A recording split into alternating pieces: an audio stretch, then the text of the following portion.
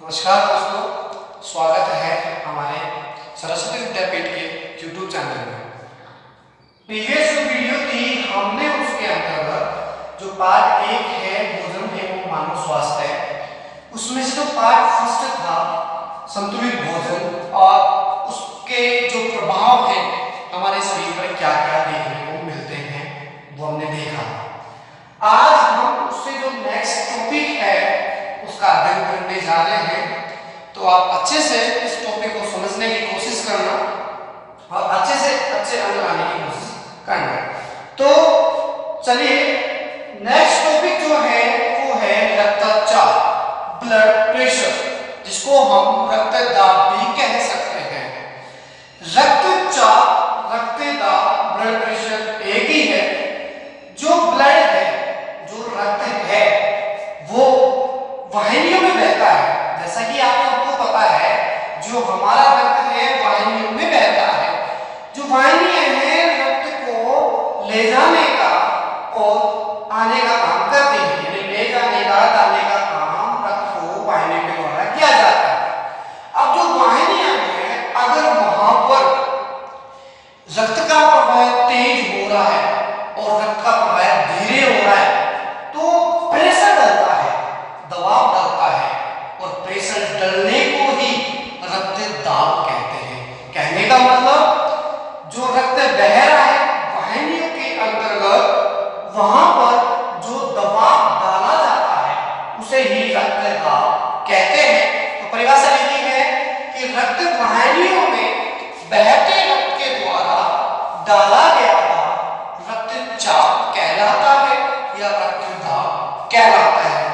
हम बात करें कि ये रक्तदाब है, जिसकी सबसे पहले इसको नाम किसने दिया था? तो एक वैज्ञानिक थे कोपलर, जिन्होंने सबसे पहले रक्तचाप की परिभाषा दी थी। और एक वैज्ञानिक थे स्टीफन हेल्स। स्टीफन हेल्स ने रक्तचाप को घोड़ों में सर्वप्रथम मापा था। स्टीफन हेल्स ने रक्तचाप को घोड़ों में सर्वप्रथम मापा, और जो कोपलर नामक वैज्ञानिक है, इन्होंने रक्तचाप को बहुत अच्छे से परिभाषित किया। जो सामान्य व्यक्ति का रक्तचाप है वह 120/80 होता है। सामान्य व्यक्ति का रक्तचाप 120/80 होता है। अब ये समझिए कि इसमें 120 क्या है और 80 क्या है। जो रक्तदाब है वह दो भागों में निरूपित किया जा सकता है। पहला है अपने पास में सिस्टोलिक और दूसरा है डायस्टोलिक। पहला सिस्टोलिक होता है, दूसरा डायस्टोलिक होता है। सिस्टोलिक के अंदर जो मांसपेशियां हैं उनका संकुचन होता है, और जो डायस्टोलिक है उसके अंतर्गत मांसपेशियों का शिथिलन होता है। सिस्टोलिक प्रेशर के अंदर मांसपेशियां हैं जो संकुचित अवस्था में आती हैं, तथा डायस्टोलिक के अंतर्गत जो मांसपेशियां हैं वो शिथिलन की अवस्था में आती हैं। तो जो संकुचन है वह यहाँ पर 120 दर्शा रहा है, यानी कहने का मतलब 120 जो है वह सिस्टोलिक को निरूपित कर रहा है, और जो 80 है वो डायस्टोलिक को निरूपित कर रहा है। कहने का मतलब रक्त जो चाप है वह दो भागों से निरूपित किया गया है, एक सिस्टोलिक और एक डायस्टोलिक। सिस्टोलिक का मतलब है मांसपेशियों में संकुचन होना, और डायस्टोलिक का मतलब है मांसपेशियों में शिथिलन आना। अर्थात जो सामान्य व्यक्ति का सिस्टोलिक और डायस्टोलिक है वह 120/80 होता है। अब रक्त वाहिनियों में कभी रक्त का प्रवाह तेज होता है तो कभी रक्त का प्रवाह धीमा होता है। तो जब रक्त वाहिनियों में जो धमनियां हैं, जो उनसे जुड़े हुए सिरे हैं, उनके अंतर्गत जब भी रक्त का प्रवाह तेज होगा तो हम उसे उच्च रक्तचाप कहेंगे, यानी हाई ब्लड प्रेशर कहेंगे। जिसकी ज्यादा बीपी हो जाती है उसका मतलब उसकी जो वाहिनियां हैं उनमें जो रक्त का प्रवाह है वो बहुत तेज होने लगा है।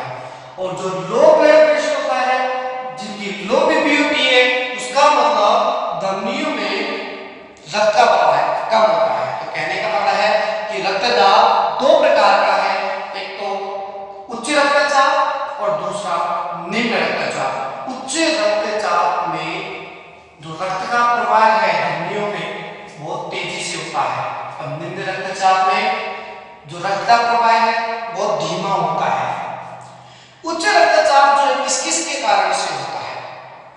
जब भी व्यक्ति चिंता कर लेता है, कोई क्रोध करता है, ईर्ष्या करता है, भ्रम उत्पन्न करता है, शराब का सेवन करता है, सिगरेट अधिक पीता है, अधिक चाय का सेवन करता है, तो ऐसे व्यक्तियों को उच्च रक्तचाप ज्यादा होने की संभावना होती है। और ऐसे व्यक्तियों को पोटेशियम युक्त भोजन करना चाहिए और अधिक से अधिक व्यायाम करना चाहिए, जिससे उनका जो ब्लड प्रेशर है वह नॉर्मल अवस्था में आ सके। जब अधिक ब्लड प्रेशर हो जाता है तो व्यक्ति जो है अपना शरीर का संतुलन धीरे धीरे खोने लगता है। पता है, ऐसे व्यक्तियों को अधिक से अधिक व्यायाम करना चाहिए, जो वसा युक्त भोजन है उनको कम मात्रा में लेना चाहिए। अब चले निम्न रक्तचाप। जो निम्न रक्तचाप है तो सीधी सी बात है कि जो रक्त का प्रवाह है धीरे है। रक्त का प्रवाह है वाहिनियों के अंदर, ये शरीर के अंदर बिल्कुल धीरे चल रहा है, बहुत ही धीरे चल रहा है। जो रक्त का प्रवाह होना चाहिए वो ना होकर के रक्त का प्रवाह बहुत धीमा है, इसलिए उस व्यक्ति को लो ब्लड प्रेशर हो जाता है। और लो ब्लड प्रेशर की वजह से जो हमारे शरीर में हृदय है और हृदय से संबंधित जितनी भी महत्वपूर्ण इंद्रियां हैं वहां तक रक्त जो है नहीं पहुंच पाता, यानी जो हमारे महत्वपूर्ण इंद्रियां हैं वहां तक पौष्टिक आहार भी नहीं पहुंच पाता है। अब पौष्टिक आहार नहीं पहुंचने की वजह से जो अंग है वो धीरे धीरे काम करना बंद कर देते हैं। यानी निम्न रक्तचाप में एक यही काम होता है कि पौष्टिक आहार हमारी महत्वपूर्ण इंद्रियों तक नहीं पहुंच पाते हैं, जिससे हमारा जो शरीर है बिल्कुल ही संतुलन खो देता है, सारे अंग धीरे धीरे कार्य करना बंद कर देता है। तो अब आपको एक बात समझ आ गई कि चाहे उच्च रक्तचाप हो चाहे निम्न रक्तचाप हो, दोनों ही हमारे शरीर को प्रभावित करते हैं, दोनों ही हमारे शरीर को बहुत नुकसान पहुंचाते हैं। तो ऐसे व्यक्ति जिन्हें उच्च रक्तचाप और निम्न रक्तचाप है वो अच्छे से व्यायाम करें, अच्छे से भोजन लें। अब चले नेक्स्ट टॉपिक, नशीले पदार्थ। आप सब देखते होंगे कि वर्तमान समय में युवा पीढ़ी को नशीले पदार्थों का दिलचस्पी ज्यादा बढ़ गया है। अब जो नशीले पदार्थ हैं उनके सेवन से क्या होता है, युवा पीढ़ी जो है नशीले पदार्थों का जो सेवन है वह क्यों ले रही है। आम जनता जो है अधिक से अधिक नशीले पदार्थों का सेवन करने लगी है और एक ऐसी स्थिति बन चुकी है कि हर व्यक्ति लगभग इन पदार्थों का आदी हो चुका है। अब आदी हो चुका है तो शरीर को नशीले पदार्थों का बुरा प्रभाव मिलेगा। जब संतुलित भोजन भी ग्रहण अच्छे से नहीं करते हैं, कई प्रकार की बीमारी हो जाती है, तो ये नशीला पदार्थ है जो हमारे शरीर को बहुत बुरी तरह से प्रभावित करता है। नशीले पदार्थों को लोग लेते क्यों हैं, इनका सेवन करते क्यों हैं, ऐसा क्या है। देखो, नशीले पदार्थों का सेवन करने से उनको हानि आर्थिक तो है ही है, उनके पैसे जा तो रहे ही हैं, लेकिन उनका शरीर भी तो नुकसान है। तो कहने का मतलब है कि नशीले पदार्थों का सेवन करने से आर्थिक हानि के साथ साथ जो शारीरिक हानि है वो भी हमारे को होती है। तो ऐसे नशीले पदार्थों से हमें दूर रहना चाहिए, ऐसे नशीले पदार्थों में सेवन नहीं करना चाहिए। एक शोध के मुताबिक, एक शोध था वैज्ञानिकों के द्वारा निकाला गया कि देश में लगभग 65 लाख से अधिक, देश में लगभग 65 लाख से अधिक व्यक्ति नशीले पदार्थों का सेवन करने से मरते हैं और इनमें से 10 लाख व्यक्ति तो ऐसे होते हैं जो नशीले पदार्थों का सेवन नहीं करते, फिर भी इनकी मृत्यु हो जाती है। मैंने कहा देश में प्रति वर्ष 65 लाख व्यक्ति नशीले पदार्थों का सेवन करने से मरते हैं।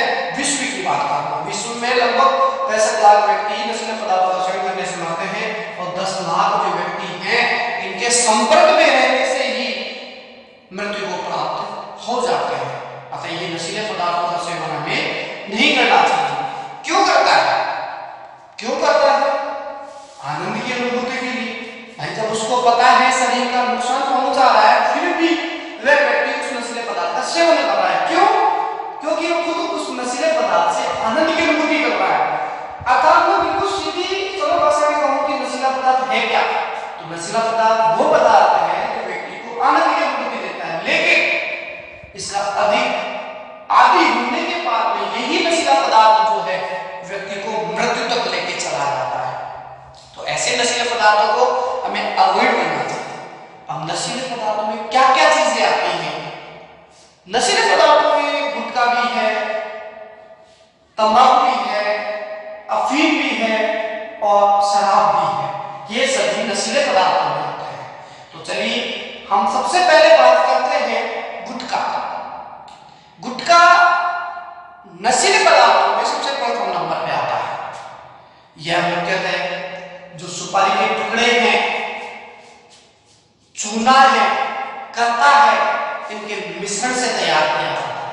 अब देख लीजिए आप खुद भी कि ये कितने मिश्रण से बनाया जा रहा है, तो हमारे शरीर के लिए ये जितने भी मिश्रण है वो कितने हानिकारक होंगे।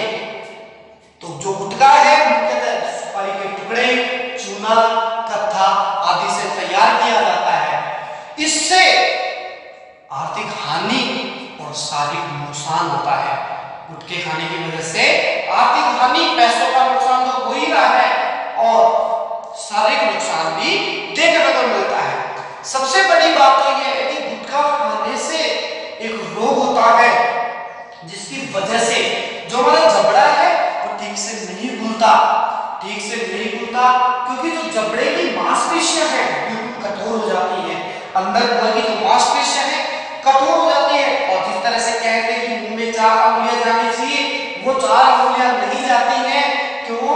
क्योंकि वह व्यक्ति नशीले पदार्थों में गुटखे का सेवन करता है। तो ऐसे व्यक्ति को गुटखे का सेवन नहीं करना चाहिए, क्योंकि गुटखा उसकी आर्थिक हानि को तो नुकसान पहुंचा ही रहा है, शारीरिक नुकसान पहुंचा रहा है, उसके साथ में ऐसा रोग दे रहा है कि वह अन्य व्यक्ति से बात करने में भी शर्म महसूस करता है। तो गुटखा खाने से एक रोग है जिसे कहते हैं सबम्यूकस फाइब्रोसिस रोग। गुटखा खाने से सबम्यूकस फाइब्रोसिस रोग होता है, जिससे जबड़े की मांसपेशियां कठोर हो जाती हैं और मुंह का जो जबड़ा है ठीक से नहीं घुल पाता है। गुटखे की बात। दूसरी बात करें तंबाकू। तंबाकू भी नशीले पदार्थों में ही आता है। गुटखा भी नशीले पदार्थों में आता है, तंबाकू भी नशीले पदार्थों में ही आता है। तंबाकू कहते हैं बीड़ी में, सिगरेट में, चिलम में, हुक्के में आदि में सब में तंबाकू आता है। तो बीड़ी, सिगरेट, चिलम, हुक्का ये सब तंबाकू है। तंबाकू यानी नशीले पदार्थ है। ऐसे नशीले पदार्थों का सेवन नहीं करना चाहिए। जो तंबाकू है वह निकोटिना टोबेकम की पत्तियों से प्राप्त किया जाता है। तंबाकू निकोटिना टोबेकम की पत्तियों से प्राप्त किया जाता है। इसके अंदर लगभग 1 से 8% एल्कलॉइड जो कि नशीला पदार्थ है वो होता है। मुख्यतः हमने ही पहले ही देख लिया कि गुटखा जबड़े को नहीं खोल रहा, तो ये तंबाकू तो और भी आगे नुकसान पहुंच जाएगा। तो पहला नुकसान कैंसर, सबसे घातक बीमारी जिसका कोई इलाज संभव नहीं है। एक तंबाकू पर ऊपर लिखा हुआ आता है तंबाकू जानलेवा है, फिर भी रोजाना इसे हर कोई ना कोई व्यक्ति ग्रहण करता है। तो ये आप अपनी खुद की शारीरिक स्थिति को कमजोर कर रहे हैं। तो तंबाकू में सबसे बड़ी जो अहम बात है कि इससे मुंह का कैंसर भी होता है, जीभ का कैंसर भी होता है और गले का कैंसर भी होता है। तो मुंह, जीभ, गले का कैंसर अगर आप कर रहे हैं तंबाकू सेवन से, तो ऐसा ना करें। दूसरा, हार्ट, जो हृदय स्पंदन है उसकी दर में प्रॉब्लम आती है, उसकी दर घटती है, उसकी दर बढ़ती है। लेकिन तंबाकू के अधिक सेवन से उसकी दर बढ़ने लगती है। जो गर्भवती महिलाएं हैं, जो प्रेग्नेंट वुमेन है और वो भी बीड़ी या सिगरेट पी रहे हैं, तो जो भ्रूण है, एम्ब्रियो है, उनके विकास और उसकी गति बिल्कुल मंद हो जाती है। तो गर्भवती महिलाओं के द्वारा जब तंबाकू का सेवन किया जाता है तो जो भ्रूण है, भ्रूण के विकास की गति है वो वहीं मंद पड़ जाती है और वह बच्चा जो है, वह भ्रूण जो है वहीं की वहीं मर जाता है। और तंबाकू के सेवन से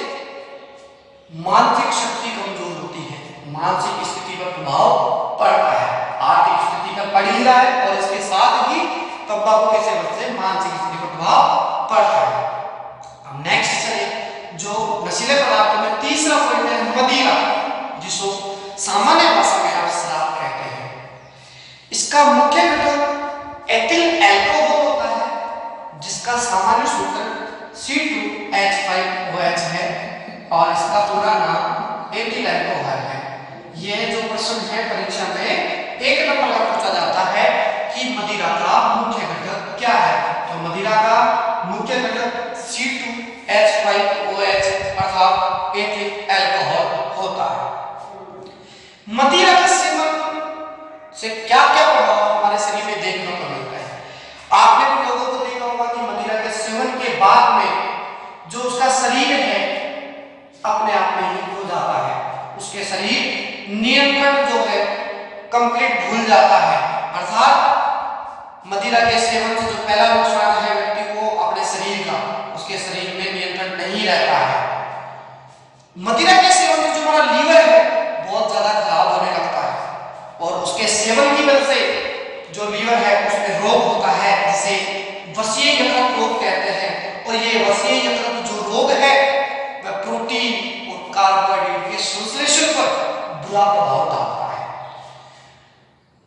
मदिरा के सेवन से आर्थिक हानि होती है, पैसों का नुकसान होता है और सबसे बड़ी बात सामाजिक प्रतिष्ठा को ठेस पहुंचती है। मदिरा का जो सेवन व्यक्ति कर लिया और किसी जगह पर गिर गया तो समाज के अंदर उसका नाम खराब हो जाता है। अर्थात मदिरा के सेवन से सामाजिक प्रतिष्ठा को ठेस पहुंचती है। मदिरा के सेवन के बाद में जो व्यक्ति है उसकी मानसिक स्थिति धीरे धीरे क्षीण होने लगती है और अत्यधिक सेवन के बाद में उसकी जो स्मृति है उसमें कमी होने लगती है। और निरंतर लत जब मदिरा की लग जाती है तो जो एक स्मृति होनी चाहिए मस्तिष्क की वो स्मृति नहीं रहती है, अर्थात स्मृति में बहुत ही कमी देखने को मिलती है। तो मदिरा जो है शरीर का नियंत्रण कमजोर करता है, वसीय यकृत नामक रोग देता है, आर्थिक हानि देता है, शारीरिक नुकसान देता है और स्मृति में कमी देता है, सामाजिक प्रतिष्ठा को ठेस पहुंचाता है। अब नेक्स्ट बात करें अफीम, जो सबसे खतरनाक नशीले पदार्थों में से माना जाता है। अफीम जो है इसका वैज्ञानिक नाम पेपेवर सोमनिफेरम है। अफीम का वैज्ञानिक नाम पेपेवर सोमनिफेरम है जो कि इसी के कच्चे फल से प्राप्त किया जाता है। अफीम जो है पेपेवर सोमनिफेरम का जो पौधा है उसके कच्चे फल हैं वहां से तोड़े जाते हैं, उनमें दूध निकाला जाता है, उसके बाद अफीम को तैयार किया जाता है। अर्थात पेपेवर सोमनिफेरम के कच्चे फल से प्राप्त दूध के सुखाने से अफीम बनता है। अफीम के अंतर्गत लगभग 30 प्रकार के एल्कलॉइड होते हैं जो कि मैंने आपको अभी चर्चा की थी कि एल्कलॉइड बहुत ही नशीला खतरनाक पदार्थ होता है। जो तंबाकू में लगभग 1 से 8% था और मुंह जीभ गले का कैंसर बन रहा था, तो यहाँ तो लगभग 30 प्रकार के एल्कलॉइड है जो हमारे शरीर को पूरा ही नियंत्रण कमजोर कर देते हैं। उन एल्कलॉइड में मुख्यतः जो 5 एल्कलॉइड हैं उनमें से पहला है मॉर्फिन, दूसरा है कोडीन, तीसरा है निकोटीन, चौथा है पेपेवरिन, पांचवा है सोमनिफेरिन। ये जो एल्कलॉइड हैं जो कि अफीम में पाए जाते हैं, तो पिछले साल एक प्रश्न था कि अफीम में पाए जाने वाले एल्कलॉइड का नाम बताइए। तो अफीम जो है पेपेवर सोमनिफेरम के कच्चे फल से प्राप्त दूध के सुखाने से बनता है। इसमें लगभग 30 प्रकार के एल्कलॉइड होते हैं जिनमें से मुख्यतः मॉर्फिन, कोडीन, निकोटीन, पेपेवरिन और सोमनिफेरिन होते हैं। अफीम को पहले के जो लोग थे वह गम के अवसर पर लेते थे। गांवों में जो पहले के लोग थे अफीम को मुख्यतः गम या कोई उनकी अत्यधिक खुशी होती थी तब पिलाया जाता था। और चिकित्सा क्षेत्र में जो इसका उपयोग है दर्द निवारक दवा के काम में लिया जाता है। जब शरीर पर नियंत्रण कमजोर हो जाए और उसे अत्यधिक दर्द की अनुभूति होने लगे तो कोडीन की जो एक इंजेक्शन है वो शरीर में लगाया जाता है जिसकी वजह से उसको दर्द में राहत मिलती है। तो दर्द में राहत क्यों मिलती है? मैंने ऊपर आपको बताया कि नशीला पदार्थ